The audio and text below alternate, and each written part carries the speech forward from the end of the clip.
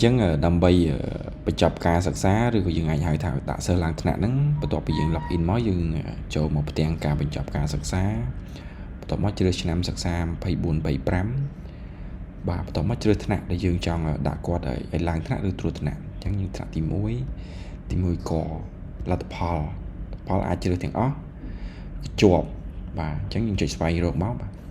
chẳng trong bố sa chuột cứ dương thưa ai đã quạt lại từ thnạn bắt đầu bán và để làm từ thnạn TP thì họ là TP chẳng dương ai sẽ lại quạt nâng tới bài xong bị chếtได้ท่า persona bây giờ toàn đã sẽ làm thnạn thế cả bị chọc cả sáng này cứ toàn miền tranh nhà sỏi để mà chẳng bắt đầu bị dương chưa được còn máu bắt đầu máu dương ai ô cho một róm dương ai đã quạt làm thnạn và chẳng làm thnạn dương bị chết tha ban mình chóp chẳng dường trôi nam giặc xa chừng đã từ khai xiêm riếp sọc bụa sờ lá sờ đầm chẳng là bọn năng chật ô tô tích thà sao năng mà nè năng lang thà TP tại mà đó chẳng dường chạy đại xa tục tới và chẳng đại xa tục và dường có ai đã sơ lang mà đón cho nè của bạn này dường ai sẽ là chẳng o của bán năng dường sam bún nè từ bạn chưa được bạn chẳng ở tiêu trong đặt tiền sam bún nè nâng tại mà đó chẳng trong sẽ là cháu trong ô trong một crown vàដោយសារតែនេះគាត់បានគាត់បានដាក់ហើយបាទអញ្ចឹងយើងដោះគាត់ចេញវិញអញ្ចឹងយើងដាក់ឲ្យឡើងថ្នាក់បន្តមកទៀតយើងចុចទៅឆ្នាំសិក្សាដែរនៅមកតមកជ្រើសរើសបន្តមកសៀមរាបពុតដែរមកសាលាសសរស្ដំដែរមកបាទអញ្ចឹងគេបញ្ជាក់ដែរថា33នាក់ស្រី16នាក់ត្រូវបានឡើងថ្នាក់ពីថ្នាក់ទី1ទៅបាទអញ្ចឹងឡើងថ្នាក់ទី2អញ្ចឹងយើងជួយរក្សាទុកបាទអញ្ចឹងយើងទៅត្រឡប់ទៅមើលកន្លែងនេះវិញគេដាក់បានឡើងថ្នាក់បាទសួរតាសិស្សហ្នឹងទៅណាឥឡូវហ្នឹងបាទអញ្ចឹងយើងអាចទៅមើលកន្លែងចុះឈ្មោះចូលរៀនហើយឆ្នាំសាគឺឆ្នាំសាថ្មីដោយសារគាត់ឡើងពី24 25បាទអញ្ចឹងសសរស្ដំអញ្ចឹងមិញគាត់ឡើងពីថ្នាក់ទី1មកឲ្យច្បាស់ណាស់គាត់ឥឡូវនេះស្ថិតនៅថ្នាក់ទី2បាទបន្ទាប់មកយើងយករបាយការណ៍ប្រវេសនការយើងចុចចាប់ផ្ដើមចុះឈ្មោះបាទនេះជំសិស្សដែលគាត់បានដាក់ឲ្យឡើងថ្នាក់អញ្ចឹងយើងអាច select គាត់ទៅហើយយើងដាក់ចូលទៅថ្នាក់រៀនហើយថ្នាក់ដែលចុះឈ្មោះចូលរៀនថ្មីថ្នាក់ទី2ទី2កអញ្ចឹងយើងកំណត់ឲ្យគាត់ទៅថ្នាក់ទី2កទៅបាទអញ្ចឹងសិស្ស10នាក់ដែលខ្ញុំ select មិញគឺទៅថ្នាក់ទី2កហើយអញ្ចឹងយើងទៅមើលថ្នាក់ទី2កនេះបាទសិស្សទាំងអស់ហ្នឹងបាទអញ្ចឹងមុននេះយើងបានបង្ហាញពីការដាក់សិស្សឲ្យឡើងថ្នាក់ចំពោះសិស្សដែលជាប់ជំភារឲ្យឡើងថ្នាក់បាទអញ្ចឹងឥឡូវចំពោះសិស្សដែលធ្លាក់វិញបាទអញ្ចឹងយើងជ្រើសរើសឆ្នាំសិក្សាតតែមកបាទបន្តមកថ្នាក់ទី1ឈ្មោះថ្នាក់ជ្រើសរើសយកធ្លាក់បាទអញ្ចឹងចំពោះសិស្សធ្លាក់គឺចំពោះសាលានេះគឺមានតែ3នាក់ទេបាទអញ្ចឹងសិស្សធ្លាក់គឺមានរឿង2ទី1គាត់ត្រូវបានធ្លាក់ទី2គាត់អាចប្រឡងឡើងថ្នាក់អញ្ចឹងគាត់អាចជាប់បាទអញ្ចឹងខ្ញុំសូមដាក់សិស្សម្នាក់នេះឲ្យគាត់ធ្លាក់សិនបាទអញ្ចឹងមកចន្ទថានេះគាត់ធ្លាក់ផ្លាត់ផលប្រចាំឆ្នាំធ្លាក់អញ្ចឹងយើងដាក់ឲ្យត្រួតថ្នាក់អញ្ចឹងពេលដែលយើងដាក់ត្រួតគេបញ្ជាក់ដោយតែដាក់សិស្សឲ្យឡើងថ្នាក់ទេអញ្ចឹងយើងជ្រើសឆ្នាំសិក្សាសៀមរាបស្រុកពួកសាលាទៅសាលាសសរស្ដំទៅដែរបាទអញ្ចឹង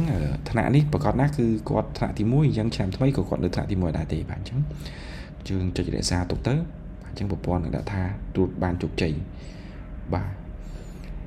អញ្ចឹងសិស្សនេះគឺបានបញ្ចប់ការសិក្សាគឺត្រួតថ្នាក់អញ្ចឹងយើងអាចទៅមើលកន្លែងចុះឈ្មោះបាទទៅមើលឆ្នាំសិក្សាថ្មីថ្នាក់ប្រកាសណាស់ថ្នាក់ទី1របាយការណ៍ប្រវេសនការបាទអញ្ចឹងចាប់បានចុះឈ្មោះនេះមកចន្ទថានេះគឺគាត់ត្រួតថ្នាក់បាទចុះមានករណីពិសេសចូលមកកន្លែងដើមវិញករណីពិសេសបាទយ៉ងរយុទ្ធគាត់លទ្ធផលប្រចាំឆ្នាំគាត់ធ្លាក់មែនប៉ុន្តែគាត់អាចតេស្តទៅគាត់ជាប់បាទអញ្ចឹងដើម្បីកែប្រែគឺយើងអូសមកខាងស្ដាំបាទខាងស្ដាំបន្ទាប់មកយើងចុចផ្លាស់ប្ដូរបាទចុចផ្លាស់ប្ដូរអញ្ចឹងយើងកែលទ្ធផលគាត់ពីជាប់មកធ្លាក់បាទចំពោះរឿងនេះដែរត្រូវតែបញ្ជាក់ហេតុផលបាទយើងដាក់ ជាហេតុផលមកគឺគាត់បានប្រឡងឡើងថ្នាក់រៀនតួថ្នាក់ឬក៏អីផ្សេងៗមកអញ្ចឹងគាត់ប្រឡងឡើងថ្នាក់អញ្ចឹងយើងចុចរក្សាទុកទៅបាទអញ្ចឹងយើងប្រកាសជាអត់ឃើញគាត់នៅនេះទេដោយសារតែគាត់ស្ថិតនៅកន្លែងជាប់វិញហើយបាទអញ្ចឹងគាត់នេះឈ្មោះយ៉ងរយុទ្ធនេះបាទអញ្ចឹងយើងទៅ select គាត់ទៅបន្តមកយើងដាក់គាត់ឡើងថ្នាក់ទៅបាទហើយយើងជ្រើសឆ្នាំសិក្សាខេត្តសៀមរាបស្រុកពួកសាលាសសរស្តម្ភតតែមកបាទគាត់ទៅថ្នាក់ទី2អញ្ចឹងយើងរក្សាទុកទៅអញ្ចឹងគាត់បានឡើងថ្នាក់បាទអញ្ចឹងចំពោះសិស្សដែលឡើងថ្នាក់មិញយើងទៅកន្លែងចុះឈ្មោះយើងទៅមើលគាត់ទៅដាក់គាត់ថ្នាក់ទី2ពីណាការអញ្ចឹងមិញគាត់ឈ្មោះ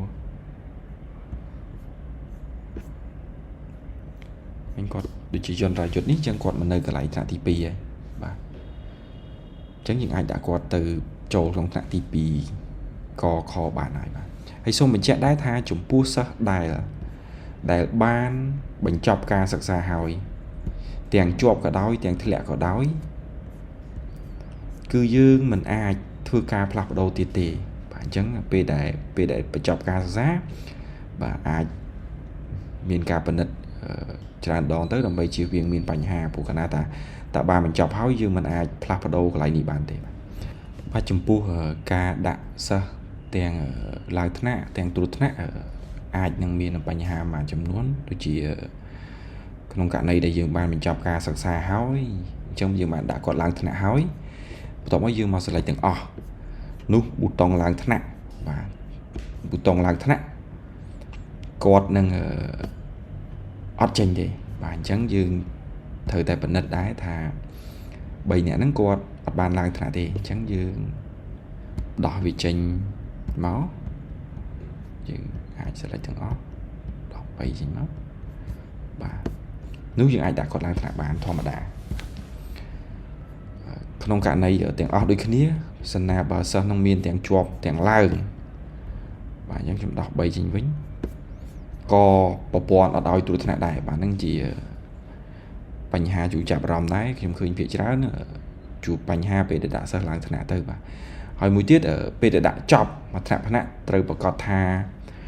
កន្លែងបានបញ្ចប់ការសិក្សានេះគឺមានអក្សរទាំងឡើងថ្នាក់ទាំងត្រួតថ្នាក់បាទអញ្ចឹងបានន័យថាសិស្សយើងដាក់ទៅជោគជ័យឲ្យជៀសវាងទៅដល់កន្លែងចុះឈ្មោះចូលរៀនមានករណីបាត់សិស្សបាទអញ្ចឹងអាចដោយសារតែយើងអត់ទាន់បញ្ចប់គាត់បាទអញ្ចឹងការបញ្ចប់ការសិក្សារបស់សិស្សបានបញ្ចប់ដោយជោគជ័យអញ្ចឹងសូមអរគុណ